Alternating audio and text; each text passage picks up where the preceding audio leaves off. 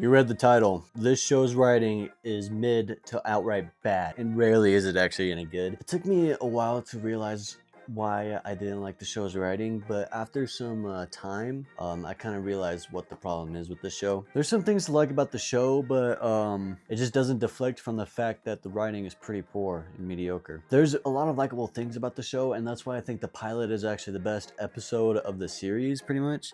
After my rant with the writing, I'll do like a mini episode ranking pretty much and explain why I think the pilot is the best episode. So spoilers if you haven't seen the Amazing Digital Circus, but I would hope you have if you clicked on this video. I think it's fair to say my favorite aspect of the show is the animation and the art style. It's very creative, it's very nice, you know, nothing else to really say there. Another thing is I do like the inspiration of I Have No Mouth and I Must Scream, where the characters are stuck in a world ran by corrupt AI that basically tortures them. But it's like a video game, you know? Kane is easily the best part of the show, the best character by far in both terms of writing and design, honestly. I really like his design. But that's the thing, a good animation, a good concept, and some well-executed ideas doesn't save a show. Which is why I could see it turned out so popular from when the pilot came out, and some funny humor doesn't save the show. You know, there's some like actually funny moments in the show, kind of millennial core, but there's still some good jokes in there for sure. Going back to why I think the pilot is the best episode, what the pilot does is introduce the characters well enough, and what happens when you give up in the digital space as a threatening demise of someone who succumbs to the depression. I think it's a great pilot, and it sets out what Pomni is to expect through the series. Will she abstract? Will she escape from the digital hell? So my number one problem with the show is the fact that they weren't able to escape the circus by the end of the story. I said this in my last act review, but seriously, if I were to write this series, I would make the main objective of the story to escape. That's what the pilot was leading to, and it was so infuriating that the characters are just copying minds of the real people who played the game. These characters are still consciously human. I don't care what mindset they have in the end of the story, saying they are fine living this existence, I would still be depressed with all of that. Even if I knew my real self was living fine, I just don't buy the fact that these characters would be fine with it in the end. Only chronically online people wouldn't mind living in a video game, honestly. My life is like a video game, trying hard to beat the stage. It ruined the stake of the show for me, and I just thought to myself, that's it? I'm a bit of a realist with my writing, and I just don't buy that they're happy with this sort of ending. All right, next thing, told, not shown. One of the fundamental rules of writing is show, not tell, and this show failed tremendously at that. So it's just a lot of straight bitching. Oh, I'm sad. Da da da da da da.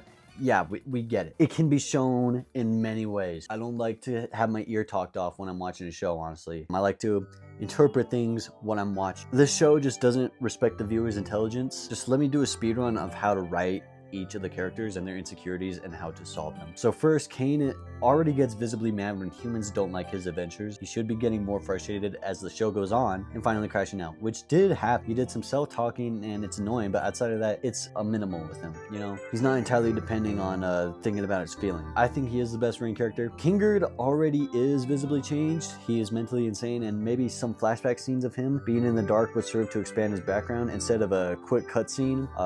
I just didn't really care when they showed so minimal time with his wife and his friends. Through the series, we should have seen him reflecting in the dark, pretty much. Him remembering the death of his wife, which is what caused him to be insane, would be serving to try and help the others escape the circus, or to stay behind for his wife while he helps the others leave, pretty much. Pomni only really has one problem at the start. She doesn't know who she is, but through the story, she just becomes a therapist for the other characters, so her arc is pretty poor. Instead, she should try things to figure out who she is again and feel more positive about herself. If she does something that makes her uncomfortable and knows goes against her identity, she should do that and find what's actually comfortable. Zubul, instead of having a therapy session about her body dysmorphia, she should be frequently seen changing a character design on a scene where she is changing parts of her body in the mirror, not satisfied, and it starts to corrupt her, but becomes more secure when other friends compliment her for her different designs, saying her body is beautiful anyway. They see it, and she doesn't abstract because of it. Ragatha is insecure about not liking everyone or not being liked by everyone. Her toxic trait of needing to be liked by everyone,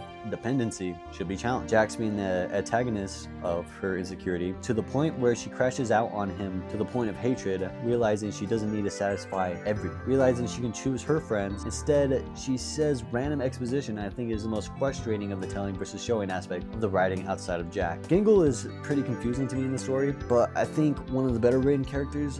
Part of her gig is she has different masks, and her gig is by the first minute of the show. Her happy or comedy mask breaks at the start, but with her sad face, she's still capable of being happy and social, unlike her sad and shy abnormal behavior. I think that's what her development was, but it doesn't really feel like she progressed as much as she would need to in the show. It was kind of hinted at, but it never really progressed that way. It had the potential, but it wasn't reached. Alright, but last but not least, Jax. Holy shit. He has the best show moments, and he has the worst tell moment. I like the gun episode until the crash out scene. Holy, that crash out scene is probably the worst scene in the show. We have seen through his whole show his insecurities, and when he let himself loose and connect with Pommy, he regrets it. He could have said a simple, no, fuck you, Pommy, and leave her confused, not answering to her. Instead, he has the biggest pile of obvious exposition and the feelings in the show. It's shit. You could have cut to him returning to his room and beginning to abstract after that interaction, and that would have served him good enough, giving us a look of how he really is with barely any words. It would have had a deeper impact and was so close to doing that. But by the end of the story, I was just honestly glad that the dude died, alright? I did not like his character. They shoved this like frog chick and the clown guy Kaufmo in the last episode to do a fuck ton of flashback right as he died. Hell, even in the first episode after Kaufmo was extracted,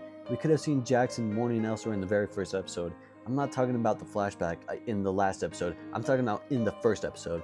I think Gooseworx didn't write this pilot with the backstory in mind at the time. That's what I think. So Jax was underdeveloped in key scenes without those scenes in mind of creation. If they were, the execution was poor. The impact was very minimal to me. I think those are my biggest gripes with the writing. The exposition is shoved, the development is lacking for most of the cast, and the concept wasn't as well executed, and it did a lot more telling than showing. Its biggest offense was that it was easily fixable. I think the impact could have been heavier with those in mind, relating to many different aspects of depression. How each of these characters tackle them would make this a far happier ending and relatable. But towards the end of the series, so with that being said, here are the episode rankings. The worst episode to me is the last act. The least fun, like I said, not that emotionally impactful to me in terms of satisfaction.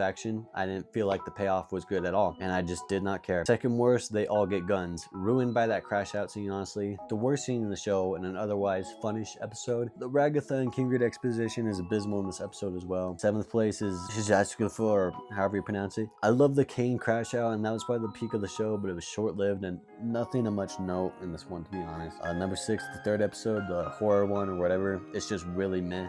Number 5 is Fast Food Masquerade. Pretty relatable for someone who's worked in fast food. I felt this one, I'm not gonna lie, but still, I think a little lacking, but still relatable. Number 4, Candy Carrier Chaos. A fun first adventure and a cool concept of NPCs that gain consciousness of what they really are, but then it's just thrown in the trash. It doesn't really matter in the end, so it was really a waste of time watching half that episode. Number 3, Beach Episode. An actually cool adventure and concept of Kane trying to trick them into thinking they could escape. On top of that, we had the fish played by Charlie, so hell yeah. Number 2, Untitled. Outside of the very expository bar scene, this episode is pretty funny and not the worst with its writing. And Disappearing Guy got some good laughs out of me. Some funny ass jokes in this one, especially the President Pomni adventure. The comedy was actually on point in that one, I think. And had the mini adventures, it was just fun. Number 1, the pilot. I said straight up, introduced what the show is all about, made a good impression. Too bad the rest of the show didn't live up to it. That's what I think of the Amazing Digital Circus. That's my writing advice, how I would have written around a bit. I think if they really improved on some aspects, it could have been like 8 out of 10, honestly. I don't really hate any of the characters. I kind of don't really like Jax, but a lot of cool concept, poorly executed in its writing. So let me know what you guys think. If you liked what you heard, hit the like button down below, share around to any other fans, and yeah, hit the subscribe if you want more writing advice and reviews. With that being said, have a good one.